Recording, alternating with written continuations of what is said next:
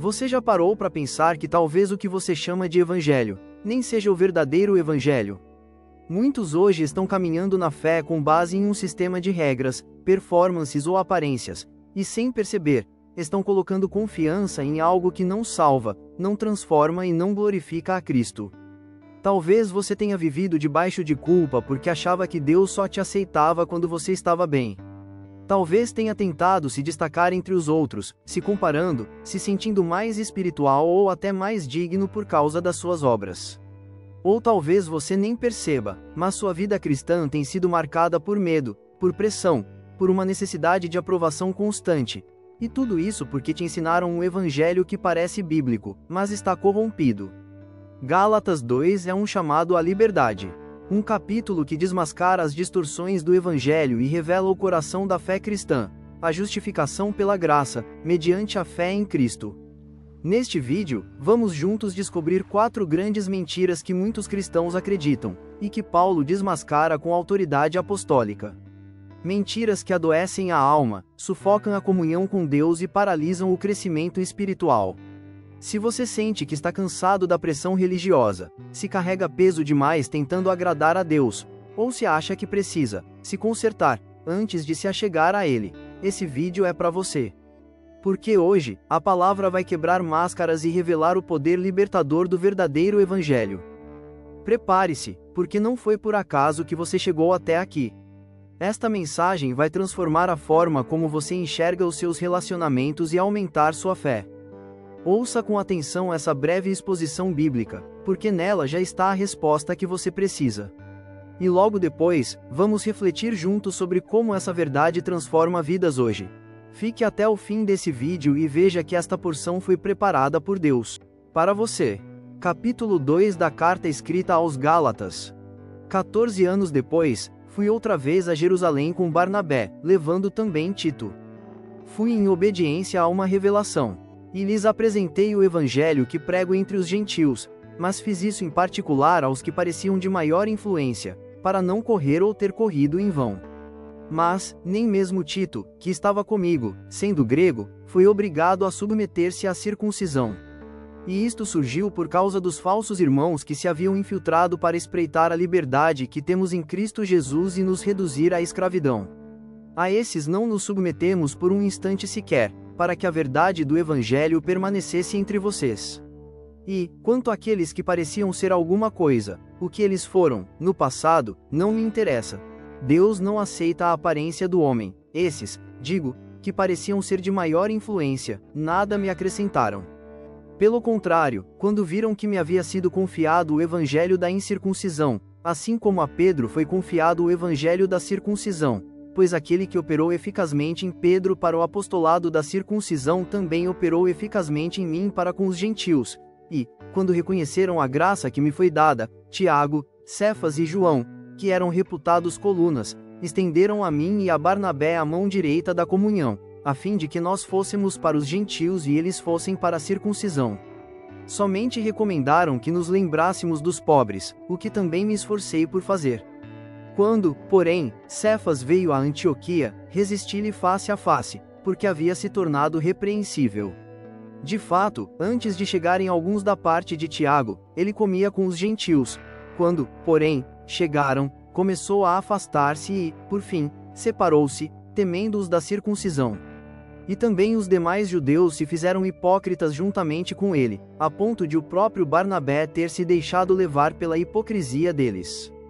Quando, porém, vi que não procediam corretamente segundo a verdade do Evangelho, eu disse a Cefas, na presença de todos: se você, que é judeu, vive como gentio e não como judeu, por que quer obrigar os gentios a viverem como judeus?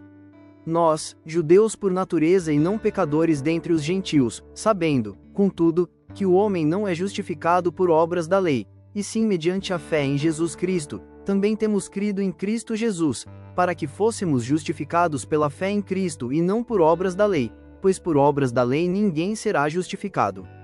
Mas, se nós, procurando ser justificados em Cristo, fomos também achados pecadores, será que isto significa que Cristo é ministro do pecado? De modo nenhum, porque, se volto a edificar aquilo que destruí, a mim mesmo constituo transgressor. Porque eu, mediante a própria lei, morri para a lei, a fim de viver para Deus. Estou crucificado com Cristo. Logo, já não sou eu quem vive, mas Cristo vive em mim. E esse viver que agora tenho na carne, vivo pela fé no Filho de Deus, que me amou e se entregou por mim. Não anulo a graça de Deus, pois, se a justiça é mediante a lei, segue-se que Cristo morreu em vão. Paulo continua defendendo sua autoridade apostólica. Ele narra dois eventos importantes: a aceitação de seu evangelho entre os apóstolos e o confronto com Pedro. Os falsos irmãos queriam obrigar os gentios à circuncisão, ou seja, misturar graça com obras. Paulo reage fortemente: isso seria anular o evangelho. Mesmo um apóstolo como Pedro caiu na armadilha do legalismo e da hipocrisia, por medo da opinião dos outros. Paulo precisou ser firme diante de Pedro, afirmando que o homem não é justificado por obras da lei, mas apenas mediante a fé em Jesus Cristo. Aqui Paulo revela que a essência do Evangelho é a justificação pela fé. Ele não está apenas defendendo doutrina, mas lutando, de fato, pela liberdade dos cristãos. A mentira da falsa identidade é quando a religião vira um palco. Pedro era um líder, mas quando os religiosos chegaram, ele recuou, fingiu, mudou seu comportamento. Isso é viver uma falsa identidade, saber quem somos em Cristo, mas agir para agradar outros. Quantas vezes você se comporta como um cristão exemplar apenas por fora? Na internet, na igreja, com amigos. Mas, e quando está sozinho? Essa é a mentira da performance. Ela cansa, afasta pessoas e impede o verdadeiro discipulado. Paulo viu que não procediam corretamente segundo a verdade do Evangelho. A verdade do Evangelho liberta você para ser autêntico, não perfeito. Cristo nos chama à transparência e à comunhão verdadeira com Ele e com os irmãos. Outra mentira paralisante é a da culpa persistente. É quando o passado grita mais alto que a cruz. Mesmo após sermos salvos, muitos continuam se sentindo impuros, inaceitáveis. Essa é uma das estratégias mais usadas pelo inimigo, te lembrar do que Deus já perdoou. Sabemos que o homem não é justificado por obras da lei. Você não precisa se punir ou se corrigir para merecer o amor de Deus. A justiça de Cristo te cobre totalmente. A cruz foi suficiente. Não aceite viver debaixo de condenação. Em Cristo, sua culpa foi cancelada. Outra mentira é a inveja espiritual. É quando a comparação rouba sua alegria. No fundo, Pedro afastou-se porque quis manter sua imagem espiritual diante dos judeus. Não queria parecer inferior. Esse é o terreno da inveja espiritual, quando medimos nossa fé pelo padrão dos outros. Vivemos isso ao comparar ministérios, dons, vida de oração, conhecimento teológico, posição social. A inveja espiritual destrói a comunhão e bloqueia o crescimento do corpo. Deus te chamou com uma identidade única. Você não precisa parecer com ninguém, precisa permanecer em Cristo. A última mentira é a do medo, que é a emoção que nos faz negar o Evangelho na prática. Pedro cedeu ao medo, e não foi medo de perseguição, foi medo de opinião, de cancelamento, de rejeição. Essa é a mentira mais sutil, o medo que veste a aparência de prudência. Quantos se calam por medo? Quantos desistem da fé pública por causa do olhar dos outros? Esse medo paralisa a missão e desonra a liberdade do Evangelho. A verdadeira fé enfrenta o medo, não com arrogância, mas com convicção. Deus não te deu espírito de covardia. Essas 4 mentiras se disfarçam de virtudes, mas são máscaras que nos afastam da verdade do Evangelho. Elas te desgastam, te prendem e te afastam da alegria, mas a graça de Deus em Cristo te chama a viver livre de todas essas mentiras. Já estou crucificado com Cristo. Logo, já não sou eu quem vive. Essa é a sua nova identidade. Não mais máscaras, não mais disfarces. Em Cristo, você pode viver com liberdade, verdade e poder. Cristo não morreu para você continuar escravo da performance ou da aprovação alheia.